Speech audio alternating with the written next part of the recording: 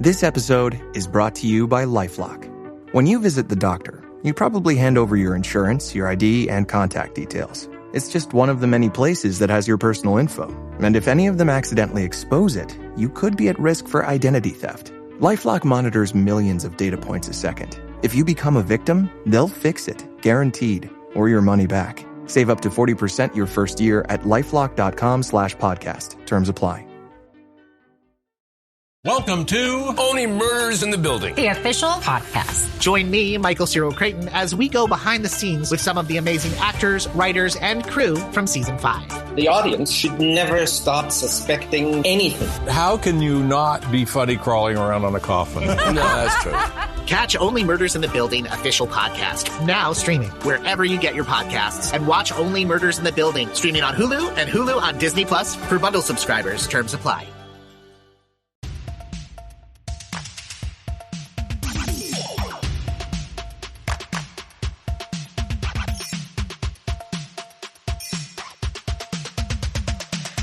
Bounce, pass. Sports. Pass, kick, pass. Dunk it. What? Funk it. Sure. Serve it. Here. Work it. Switch. Jocular. We're about to get jocular. Welcome to Jocular, the show where three best buds gossip about women's sports. I am Katie Kershaw, she, her. I am Kendra, she, her. I am ER Fight Master, they, them. Okay, we've got a really special interview for you today. Yeah, it rules. It was rules. such an honor. It really was. Truly. We interview Legendary baller. WNBA icon, gay icon. Mm-hmm. First out player in the league. Yes. You know what we're talking about. Sue Wicks. Sue Wicks. Sit back and enjoy this interview. You're going to love it. Yeah. Yeah. We guarantee it. Sue, it's cool to have you on. We feel very honored. Same. At the top of every show, we introduce our names and we say our pronouns. I'll start us off. I'm ER Flight Master, they, them. I'm Katie Kershaw, she, her. I'm Tien Tran, she, her. I'm Sue Wicks, she, her. Woo! I'm loving this absolute outfit. Legend. Yes. These are my farmer overalls. For any of our listeners who do not know the legendary Sue Wicks, in 2002 she came out as gay, making her the first openly gay player playing in the WNBA. It is an honor to have you here. Isn't that so, like, I don't know, even passe? Like, I think in 2025, people do not come out, and Yes. It seems like so, it doesn't seem relevant at all anymore, but in that moment, it certainly was. It was a different time, and I have to tell you, I'm just so excited to be living in this time, and I'm so envious of young people living in this time with all the challenges, because no matter what, the world is filled with challenges, but I just feel like I was 25 years too early. I should have been born in this time too. I just feel I would thrive in this moment. Well, you're thriving Okay. right now. Yeah. Yeah. So, tell us a little bit about your WNBA experience for our listeners. Yeah, it's I don't even know where to start. It's basketball is basketball, the sport is the sport, it's the same, but the culture surrounding it has transformed and changed in a very beautiful, inclusive way that's expansive. So when I played, undoubtedly, the WNBA started, they wanted to market to families, Midwest families, whatever that means at that time. It was very heteronormative.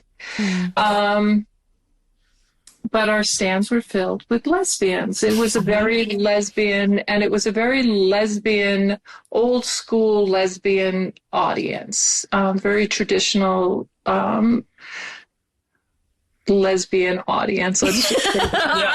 We can picture. We when know what you're saying, Sue. I can see it in when my I heart. go to a Liberty game now, there are so many different gender expressions. There are so many people that are, in a sense, queer, no matter what they're doing in their sexual lives. Their mindset is very queer and open. I don't know if that is even a way to describe it, but there is so many different people that have found a place to be themselves, to express themselves, and to join collectively to celebrate themselves and women's sports, and the New York Liberty and Brooklyn, and all of these things have converged magically to be, for me, the center of the universe that matters, that is vibrant, beautiful, and at the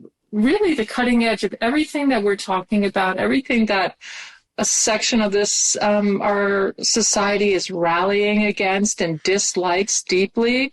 But who could dislike it? When I step in there, my soul is just, it's more than just blossoming like a flower, it's exploding like a supernova. I'm like, I'm such a fan. I'm such an awake and alive human. I'm jealous when they think, they always talk about the older players being jealous about the girls getting money and attention. I am jealous for the social, connectiveness and for the culture, the community catching up with who the players are and how they can be authentically who they are. And it's just magic. Yeah. So it's a magic moment in women's sports. It's a magic moment in our culture and our society. And I mean, it's more than the girls getting a little money in their pocket, a little more than just that.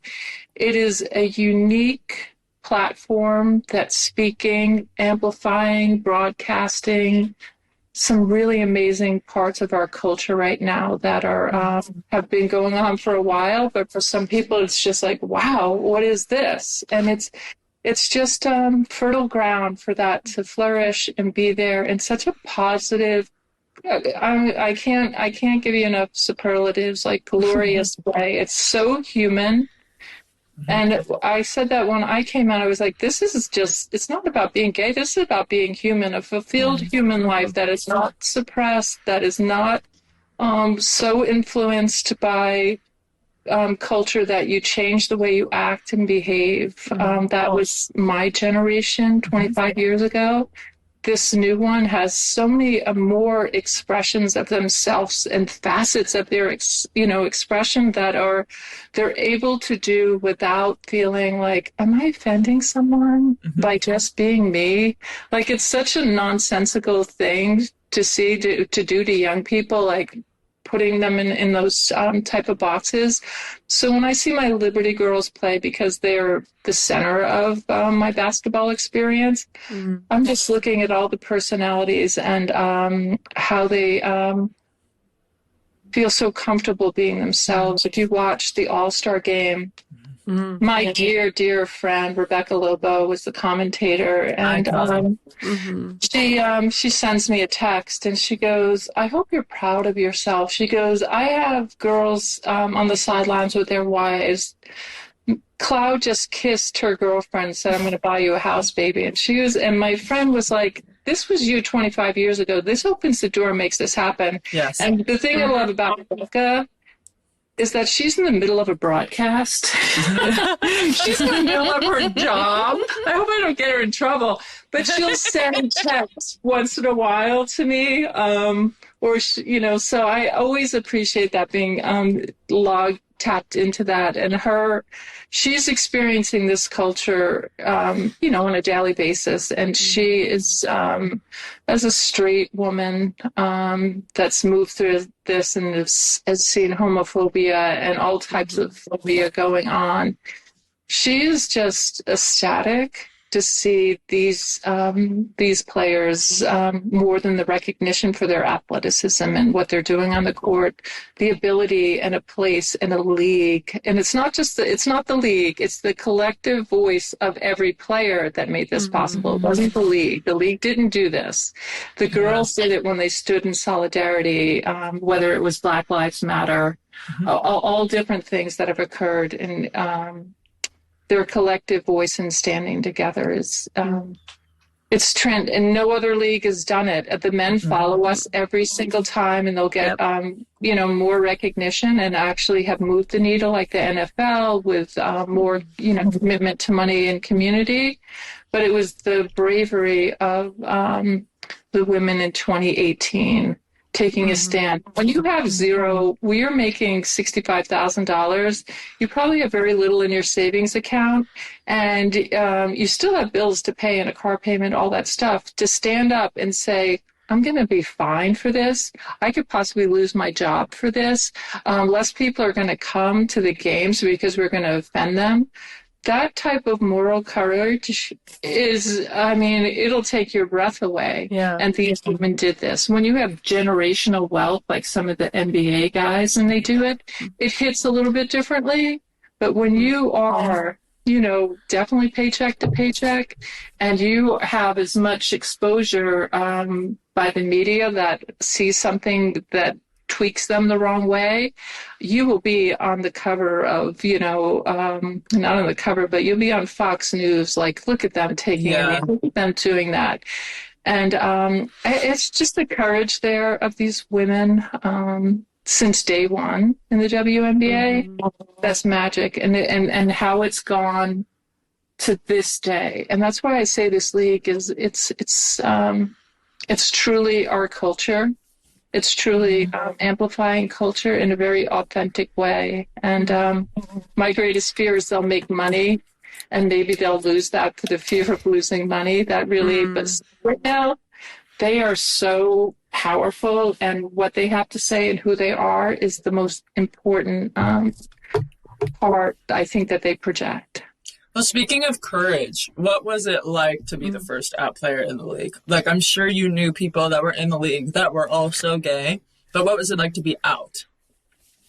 I think that some of the players were afraid, maybe by extension, or that I would out them, so that was a little bit. So I remember that, mostly the players that came up to me and said that was brave, Sue, and that was we're straight players, believe it or not.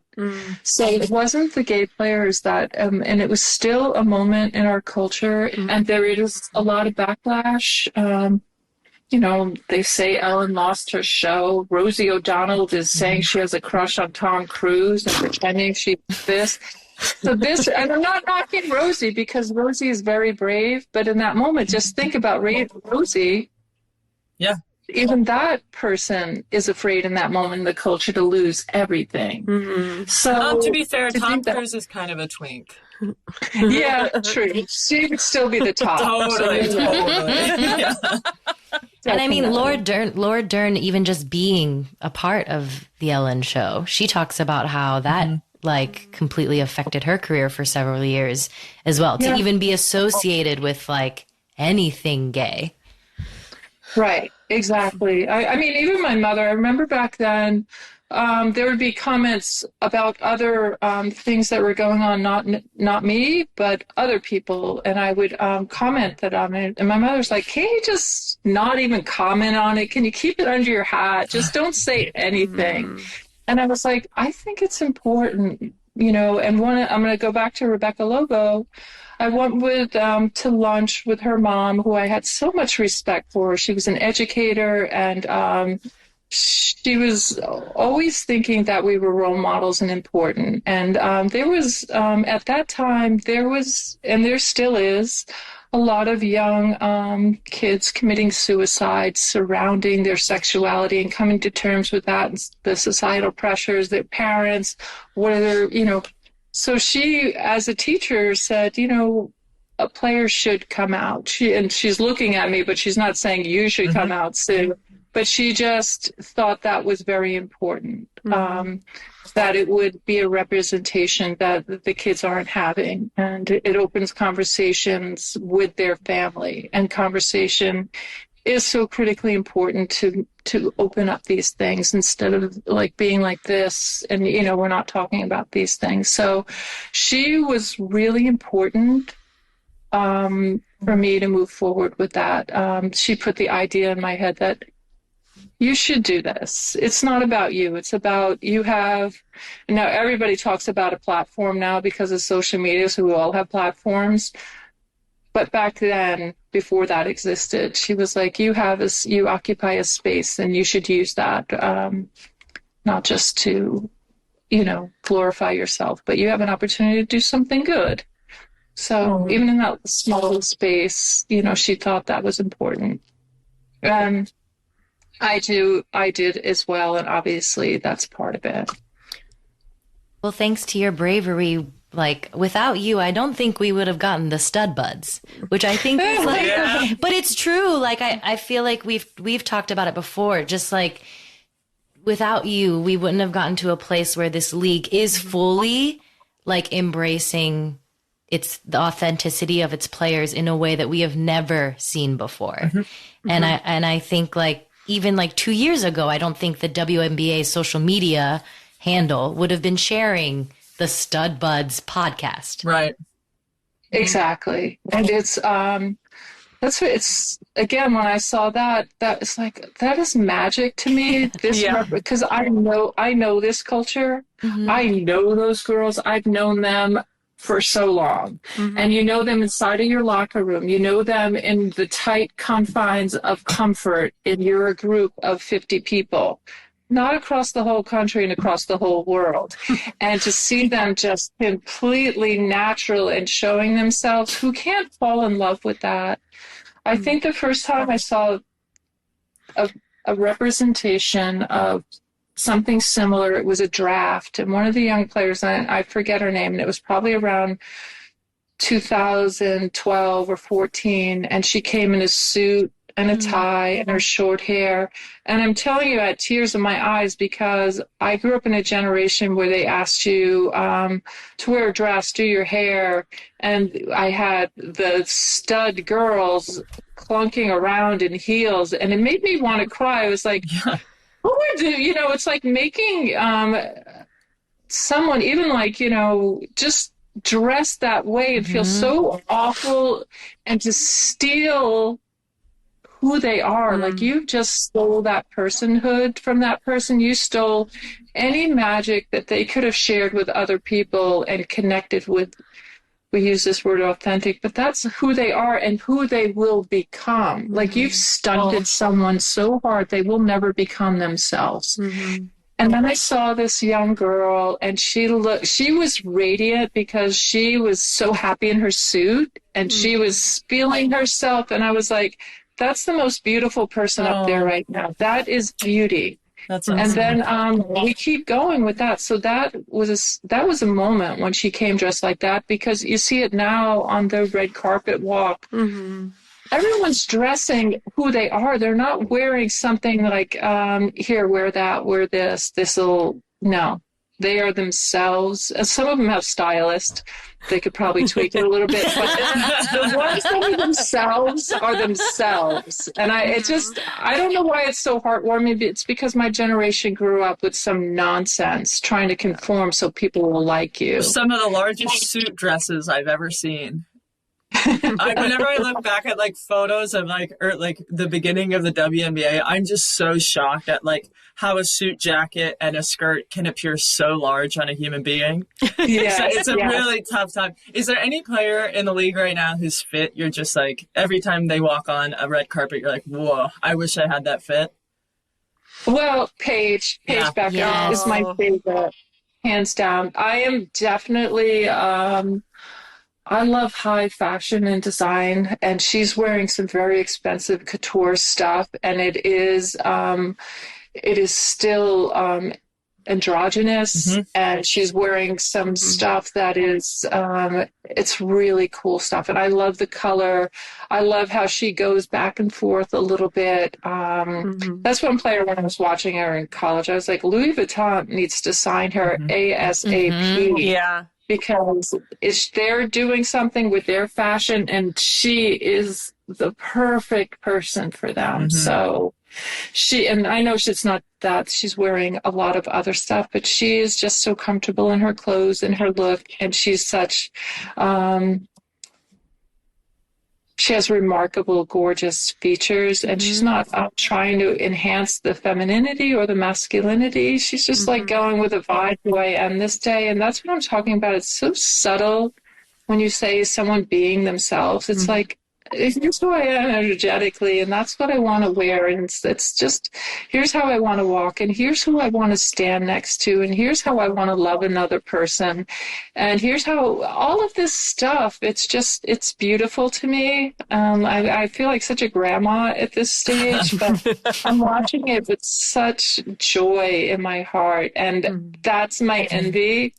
I'm like, because yes, I live in this moment. I'm still participating in our culture, but to the point of being stunted and changed, like even the gender, your pronouns and things like that. Like in my mind, my mind is set. Boom. I can't expand outside of that.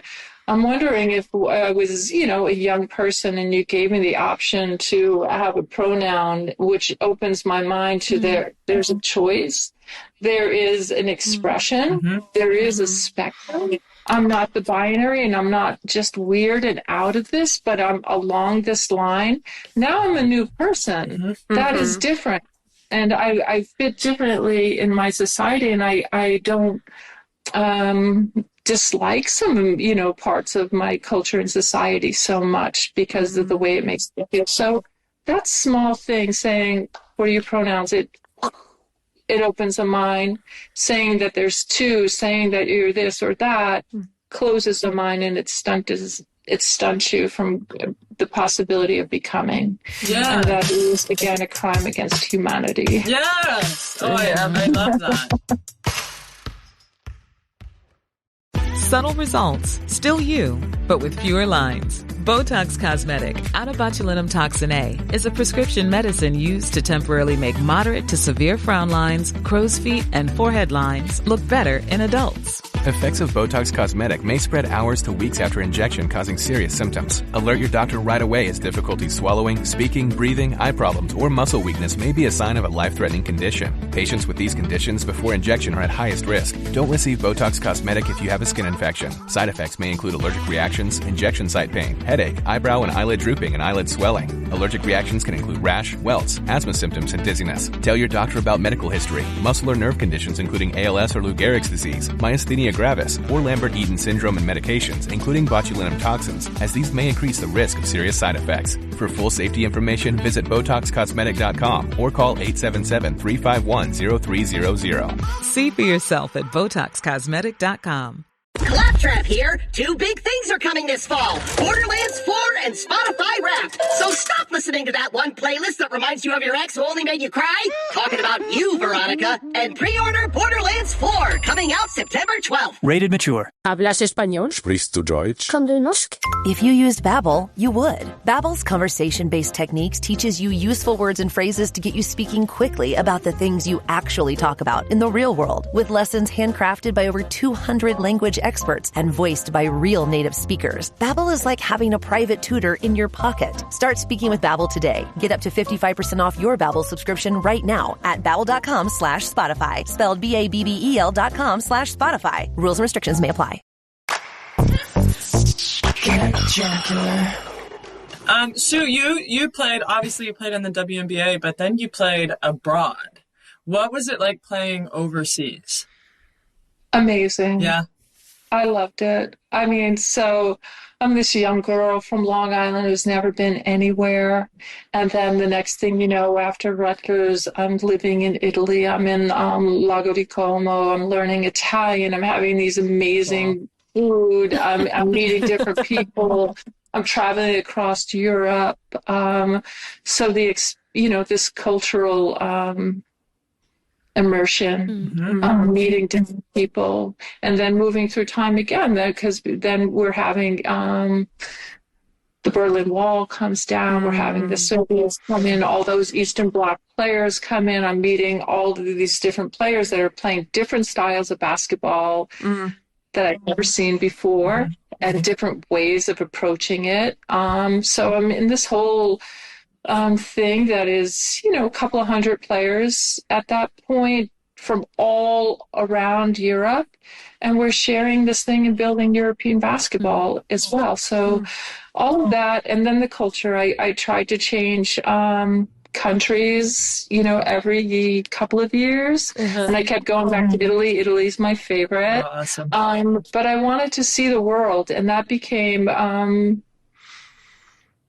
my identity, that a citizen of the world. And that's expansive as well, because at the end, I'm a super American person. I am so American, and I have so many deep American values. But I got to see all these other cultures, and they reflected back on me like, I am very American. I like this, I like that. I got to sample all those things. And have some of it on me, but it always reinforced all of my American values and the best part of our culture.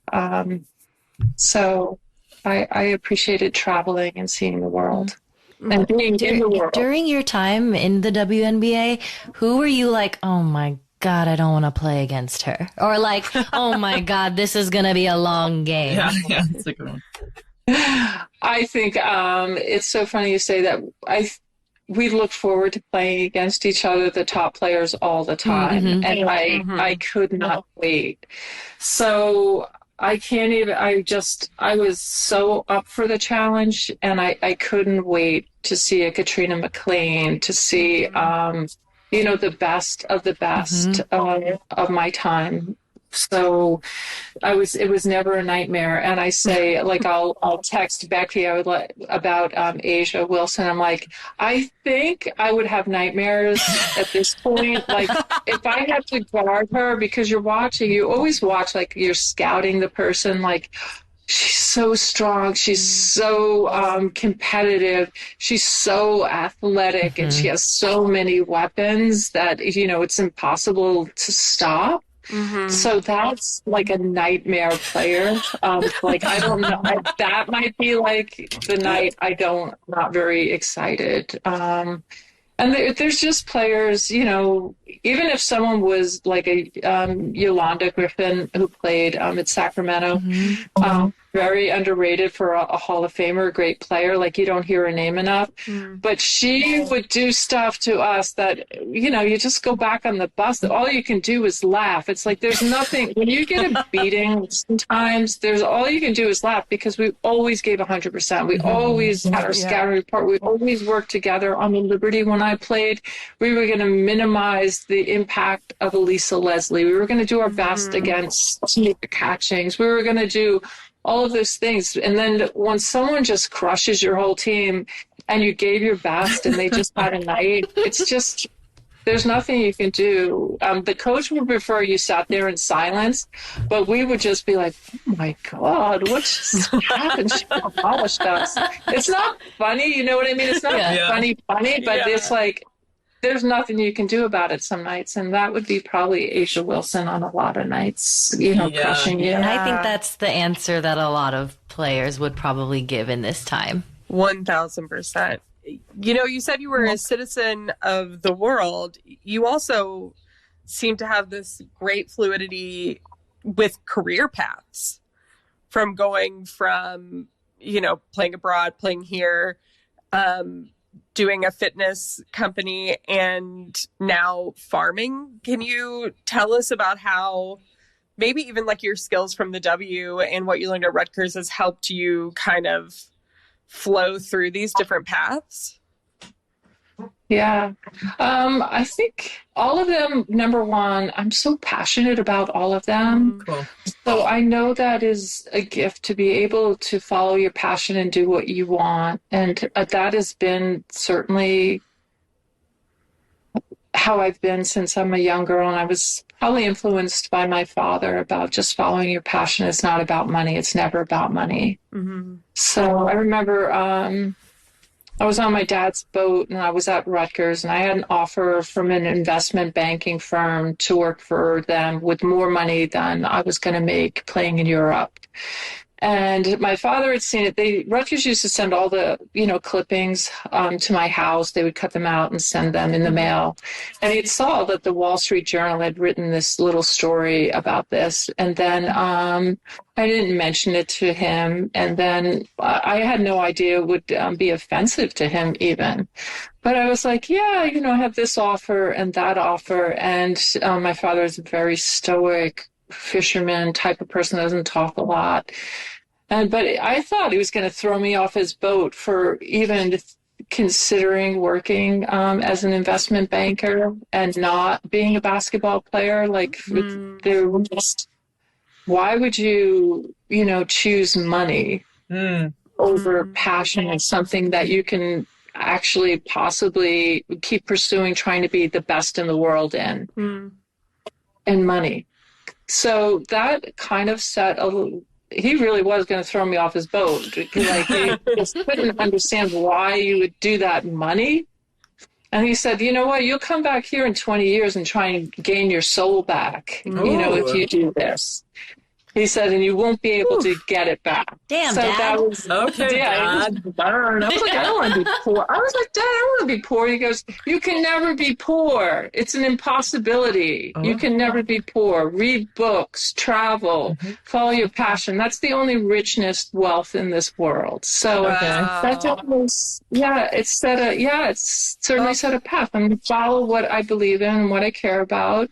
And the money is the money. It doesn't matter. So now when I'm working on the water, I have to say, because I was a basketball player for so long, everything in my mind is basketball.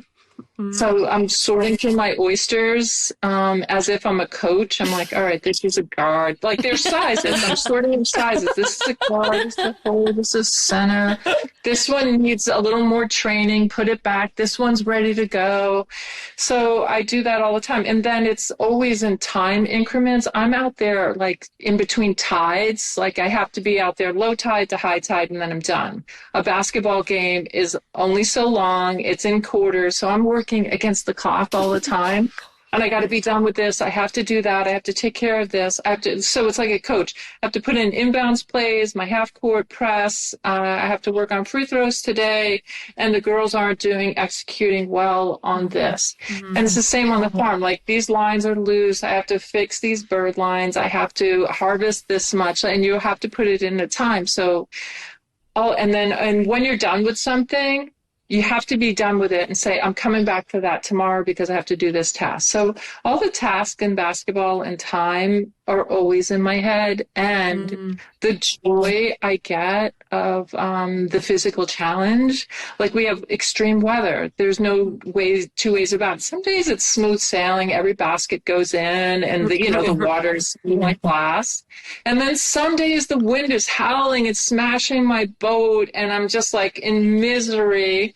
And it's like when you're shooting and can't make a basket, no matter what. It's just a clonk, clonk, clonk. Your legs are heavy. It's the same thing. Like, and you have to just be able to say, today was not my day. I come back tomorrow and start again. So the mindset of do your best. Not every day is going to be great. Just consistency, show up.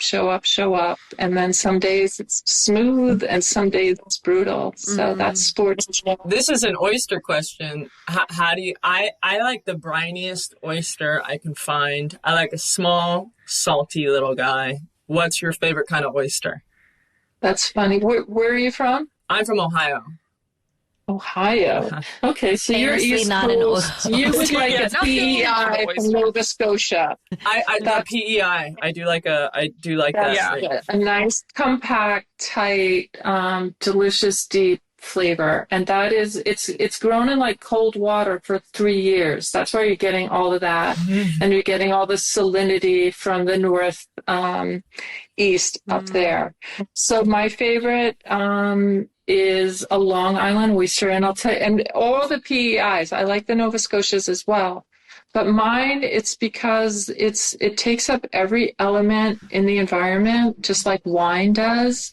So that oyster is a distilled part of me, like Long Island.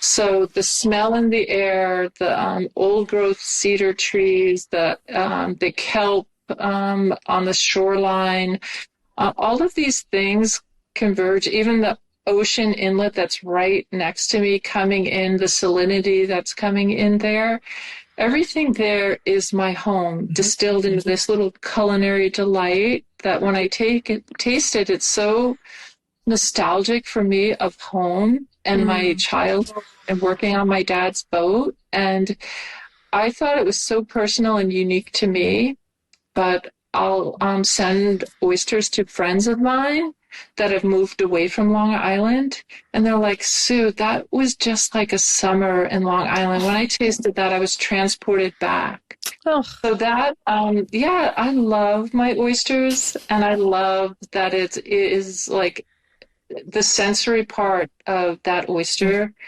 can transport you to a place. So Katie and I lived in Amsterdam for a while, and there was an oyster trader who was like absolutely famous, and he would come to the market once a month, and it was actually the only piece of food I've ever had that made me cry. Was he brought in a Mediterranean oyster, and it was so salty. And I grew up part-time in Florida, basically, and so it was like the salt tasted the same as the ocean I swam in, and I immediately just started crying. So I'm really jealous of your oyster farming journey. I love it. And, you're welcome to come out and I'll be there. Okay, we're coming. Yeah, please. When you were like, you mail oysters, I'm like, okay, can we get them to LA?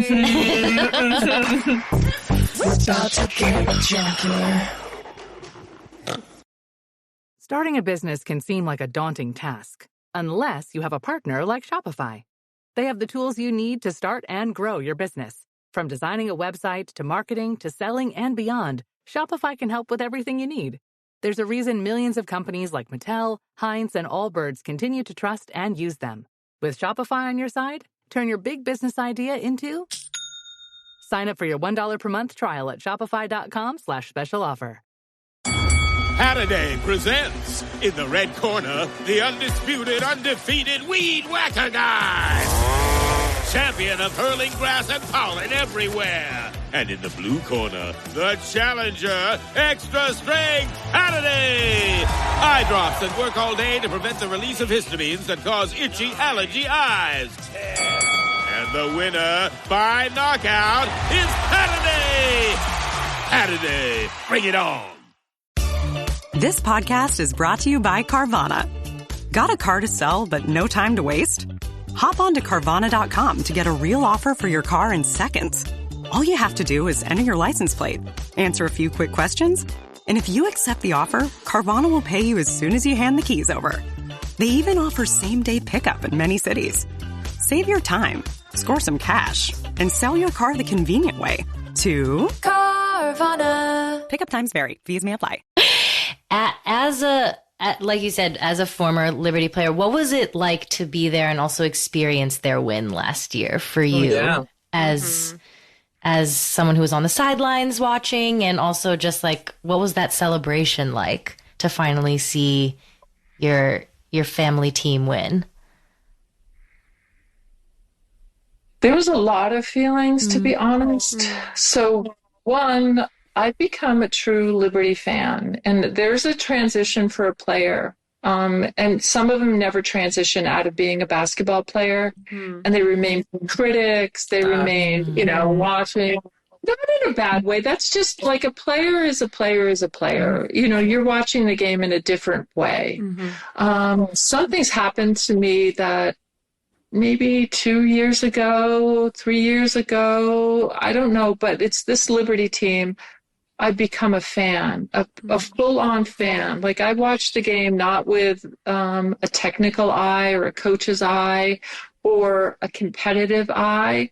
I sit there in awe and admiration and joy watching the players. And that that is a difference. You know, an athlete, when you watch, you don't watch the game like that. I can tell you that. And if you do, you're really special. You know, we can all recognize greatness, but we're also comparing it to ourselves and how we would stop it and finding the flaws and the weaknesses. I went there as a fan, and I'm celebrating and enjoying soaking in atmosphere and releasing anything like, oh, she missed that screen. Oh, that was her defensive assignment. Oh, you know, does she even know the play? Like, you can, you know, you're sitting there and you pick up the plays and you know the plays and you're technically doing it and she's late. That's that. That is not fun to do. Yeah. It's not a fun way to watch a game. It ruined my brain, and I like to be a fan.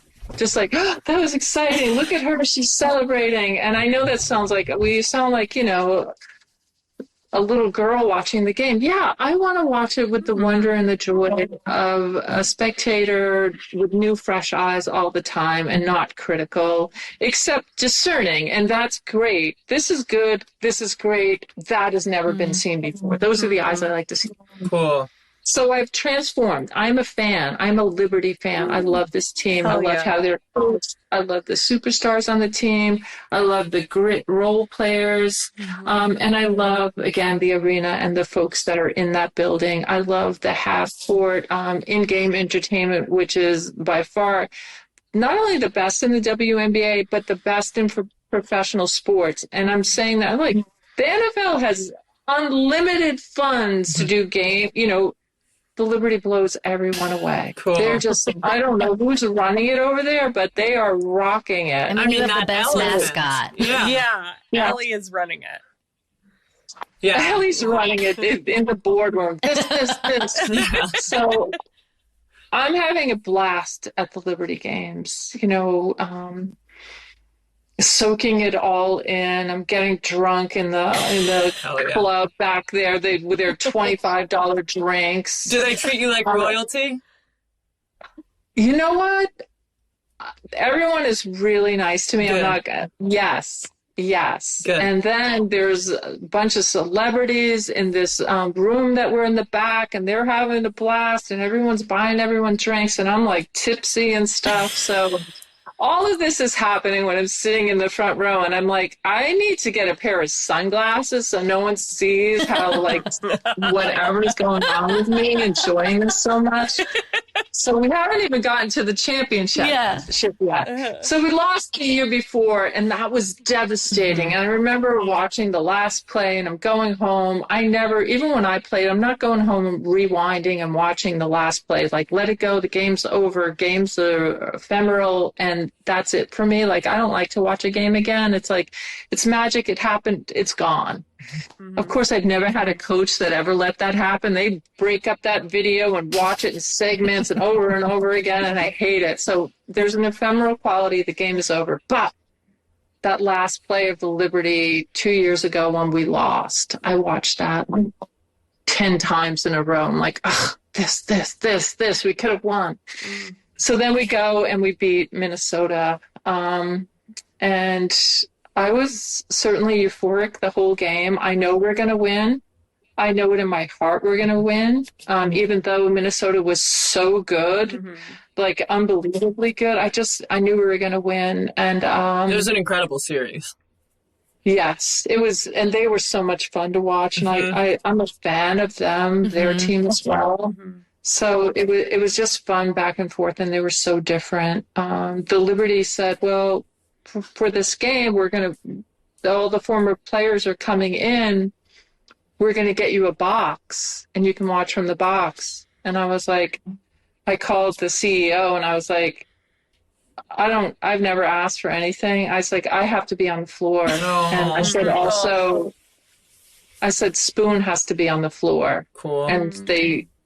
And you know, God bless them, because They didn't put the other players were in a box upstairs, and usually you want to be on a team and not a fan. I was like, no, we're on the floor, and the CEO was like, yes. And then we got there, and Spoon was right across from me, so we could see each other. And when it came down, we knew we were going to win. I think there was like maybe 45 seconds. I was crying, and I looked over, and Spoon's crying, and we're pointing at each other's hearts. And there's two things that are going. One, that team is ours. It's ours in a sense, almost like a maternal way. Like that's our DNA. New York Liberty is always Liberty, and this is our DNA. And there's something about New York. There's something about that team that the DNA is always feels like it's from that first team. Obviously, this is a totally different team. We're in a totally different league, but there's DNA there in our minds.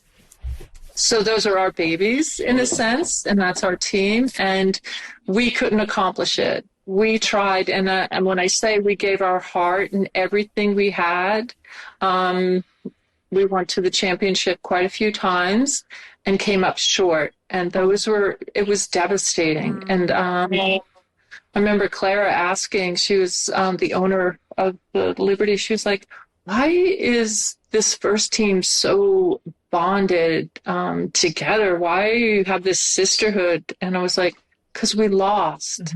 People would think, oh, because we won, because we did this, and we're pioneers, because we were, we played in Europe. No, we're bonded for life because our hearts were so broken, because we were true believers. We were going to win each and every time that we saw each other as, full expression of true believer, true commitment to one another, belief in one another, and then we came up short. And there's something, that is, we're like, it's a sisterhood 100%, that we understand each other really deeply. And we stick with each other.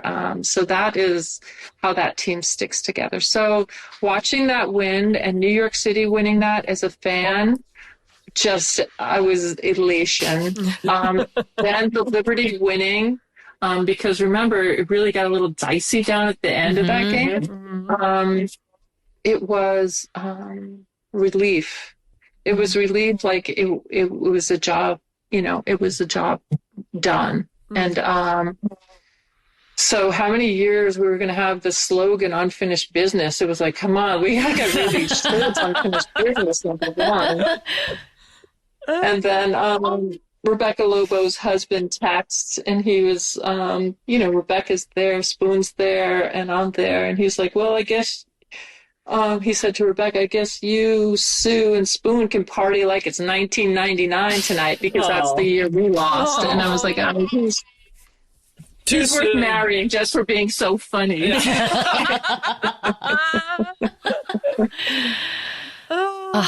That is so cool. I remember watching that broadcast, and they took shots of you all in the crowd. And I think I remember maybe even Rebecca saying, like, shouting you out and Teaspoon out during that broadcast. And it was very amazing. Like, it was like so cool to see. Yeah. And I think that Rebecca stays very, middle, impartial as a comment. I think so. But I know that team is hers just as much as anybody. I mean, she is the first Liberty player, and she was so important to the league. And New York is her place where she starred, definitely her rookie year before the injuries. So that team is hers, but she was impartial. And I think she got to, watch Spoon and I, and just kind of a little bit of envy that we could express ourselves. Like, this is ours. And she had to be saying, impartial as that. Yeah, she had to be like, it was a good fought game between both teams. Yeah, exactly. Rebecca Lobo's voice is my internal monologue. I think I've heard her talk enough now that when I'm just like narrating my existence, it's through Lobo. Sue, what was it like in the past few years, especially? What was it like watching like the Caitlin Clark effect, where it feels like we went from like 0 to 60 in a second flat. Yeah, it is the most important thing that happened. A few things have happened to the WNBA, some of them on the down low. And I'll say the first one, the down low. The investment that, and led by the New York Liberty's management group, getting this investment from Google and these other great big $100 million investment in this league. And that is a huge leap forward, getting all of that money and investing in women. That's on the down low. That's the leap forward. As a player, I mean, I don't think anything more important has happened to the WNBA than Caitlin Clark. Number one, I'm a fan in the sense of I can't get my eyes off of her. The first time I saw her at Iowa, I was like, what? Like, I was like leaning into the television, like, what am I watching? Like, she was like, had such strange charisma for me, because she was like that snow white tan and that uniform, and she didn't seem to sweat ever, and she was doing this amazing stuff, and I was like, and when you see a player and you can't say, oh, she reminds me of so and so, she reminds me of so and so. Nobody. I've never seen anyone like her. So when a player does that, you're like, you stop and like you're just watching. So I'd never seen anything like her. And I was just, she kind of took my breath away, really. Like, I was just like, this kid's a sensation and just magical out there. The way she moves and handles herself and what she does, I've never seen anyone do that. And then coming into the league, how the excitement around her, and how there's never been a player that's been so broad that every arena that they go to, they're selling out the arena because people across the country want to see this player. That type of charisma, it's up there with Larry Bird, it's up there with Magic Johnson, Michael Jordan, Cheryl Miller. I'll just say Cheryl, because Cheryl Miller had more charisma than any athlete I've ever seen. And that's an athlete that didn't get, they're like, oh, the whole world saw that this athlete, but there was no place for her to have a platform or to showcase all of this. So Caitlin is, for me, that like a magical unicorn. That is like, as soon as you see it, like that's different. And then watching her play, and then watching her, I love how spicy she is. If she was just 100% perfect, I wouldn't be as in love with her as I am, but I love when she loses her mind. I love when she hits people. Like, everyone's saying, oh, she's getting beat up. I was like, what? She's shouting at everybody, the referee. She's getting spicy with the players, making faces. And it's just, she doesn't back down. I love everything about her. And I love the, players have always wanted to shoot that logo shot. Like Becky Hammond, who I played with, she would beg the coach. She was like, let me just in transition pull up for a three. It just makes sense. And they'd be like, no, that's not how we play. You know, like the game has changed. The NBA has changed. And Caitlin Clark has also changed, Sabrina Ionescu as well with the shooting. But this has changed the game. Like shooting in the last 10 years, and the analytics of what shots to take are different. So another thing, cultures, with the your gender expression, and then women's basketball. I grew up in like, we're going to pass the ball 8 times before we get a shot, and we're, everyone, is that a good shot?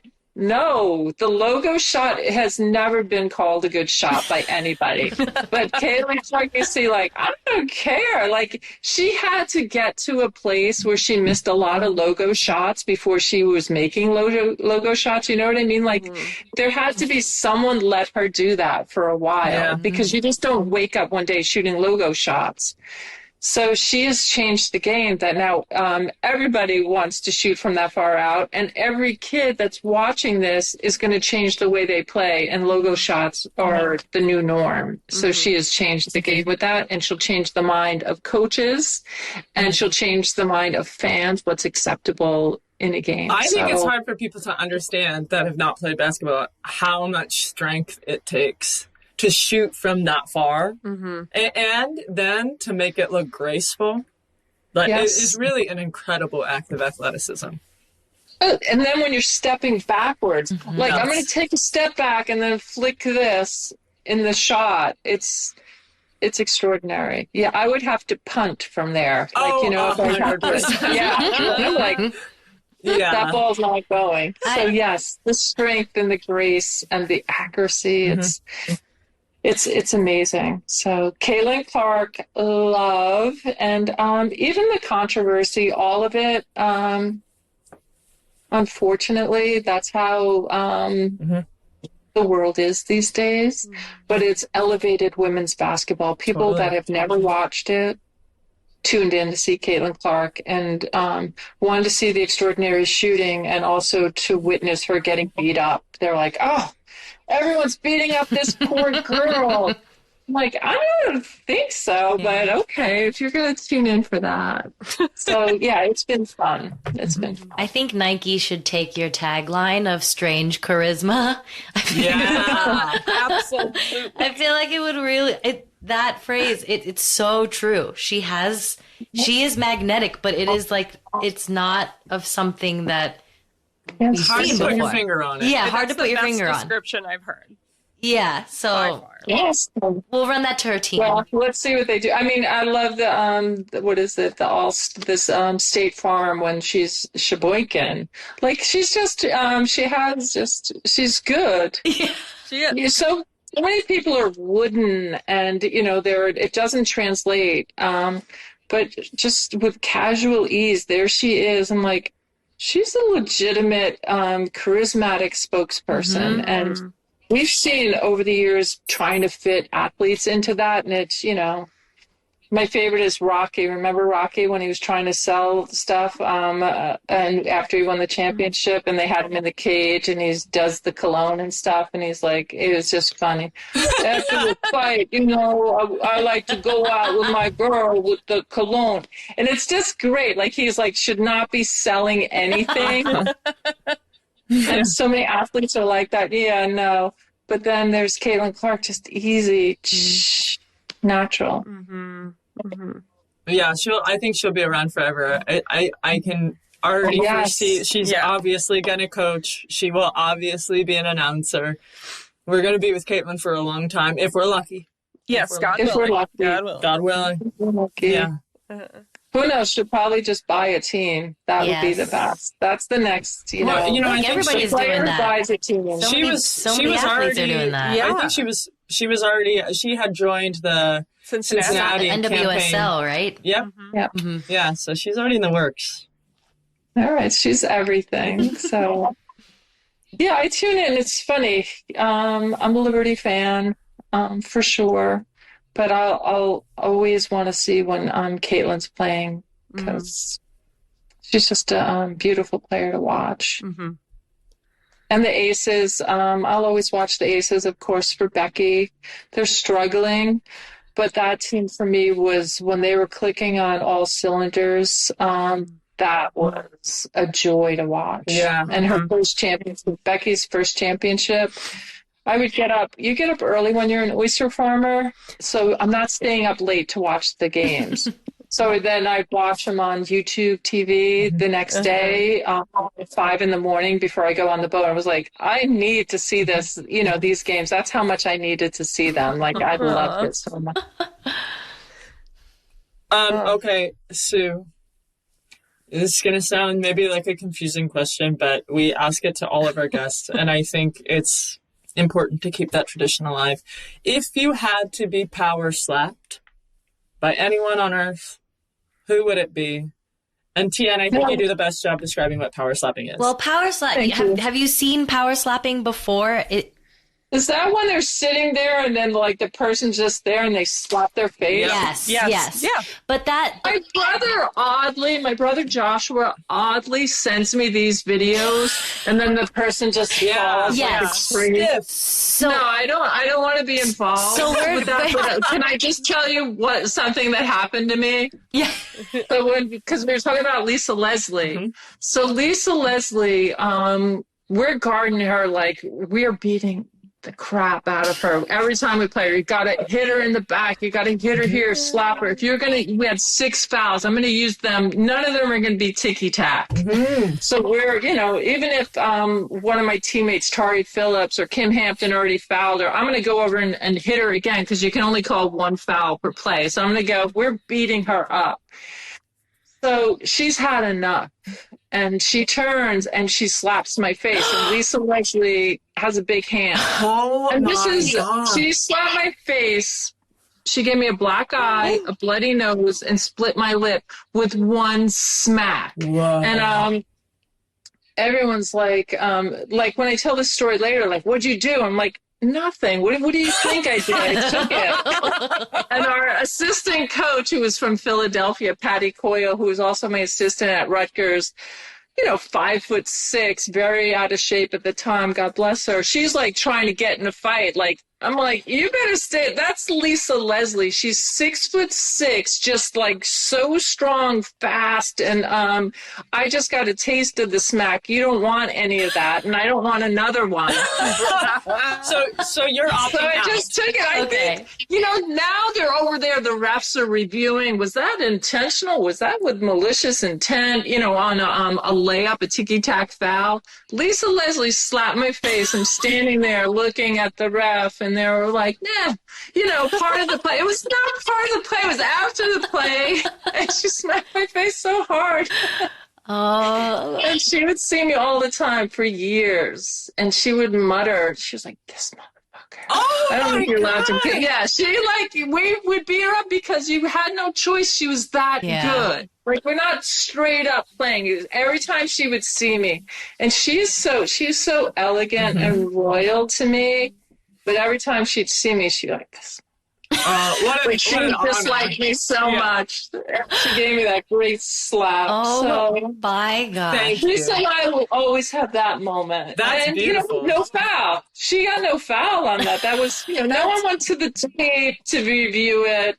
Nothing. Just part of the game back then. I think that's my favorite answer. That's my favorite answer we've ever had. That might be worth not telling us. You can opt out of the question you've already for that story. Yeah. Well, Sue, thank you so much for taking the time to sit with us. This has been so fun. You're an absolute legend. So thank you so much for sitting with us. Thank you. And thanks for calling me a legend. That feels nice. I mean, you are. You are. It's true. It's the truth. Yes. And I'll be buying your oysters, so you'll be seeing my name. We're coming to visit. I'll make an extra briny for you. Thank you. Thank you for We're understanding. coming up. We'll help you one day on the boat. Probably more of a hindrance. Thank you. And but I'll try. Keep up the great work, ladies. Thank you, Sue. Appreciate it. Thank you for all your Keep time. it up. This is for the entertainment and the great different look at women's sports. Thank you. Thank you, Sue. Hopefully we'll see you soon.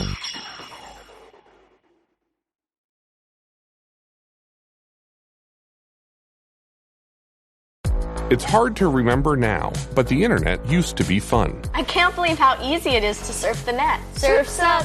On Long Shadow, Breaking the Internet, we'll trace how a tool that once fueled democracy, opposition activists organized the march on Facebook, became a weapon aimed at the very heart of it. You're watching the unraveling of our democracy right now. From Longlead and PRX, this is Long Shadow, Breaking the Internet. Subscribe now wherever you get your podcasts. Hi, I'm Rick Rubeck. And I'm Royce Yudkoff. Welcome to our chart-topping podcast from the Harvard Business School, Think Big, Buy Small. This series lets you in on a special way to become an entrepreneur, how to buy your own business, be your own boss, and get the financial benefits of your efforts.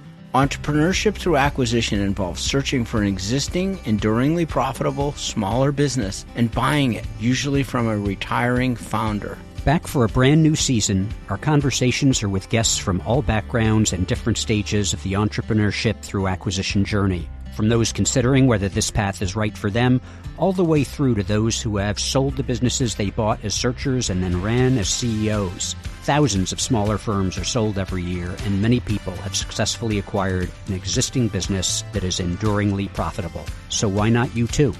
We've been helping students understand this less traveled path to personal and professional independence in our courses at the Harvard Business School for nearly 15 years. But you don't have to attend the Harvard Business School to take advantage of these opportunities. The goal of the Think Big, Buy Small podcast is to help you, our listeners, decide if entrepreneurship through acquisition is for you, and if it is, to help you take your first steps on the journey to buying your own business. Follow Think Big, Buy Small wherever you get your podcasts.